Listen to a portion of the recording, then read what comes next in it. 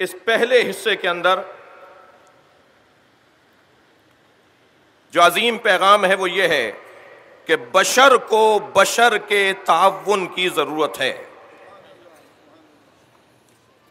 निज़ाम ताउन में, निज़ाम हमकारी में, निज़ाम हमआहंगी में बशर को फरिश्ते के ताउन की जरूरत नहीं है, बशर को जिन के ताउन की जरूरत नहीं है, बशर को हैवान से इआनत लेने की जरूरत नहीं है, बशर पत्थरों से मदद ले, ये बशर नहीं है।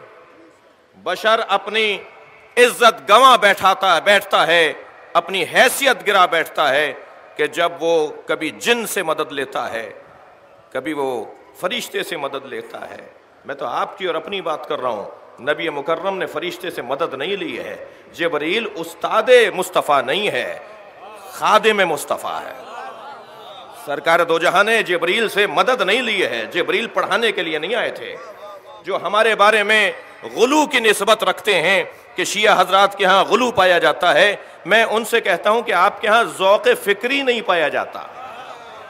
आप जब फरिश्ते को और जिब्रील को उस्तादे मुस्तफ़ा बोल बैठेंगे तो फिर उस मरहले पर क्या कहेंगे कि जब सरकार मेराज पर तशरीफ ले जा रहे हैं और जिब्रील ये कहकर रुक जाते हैं कि अगर एक कदम भी आगे बढ़ा तो जल जाऊंगा।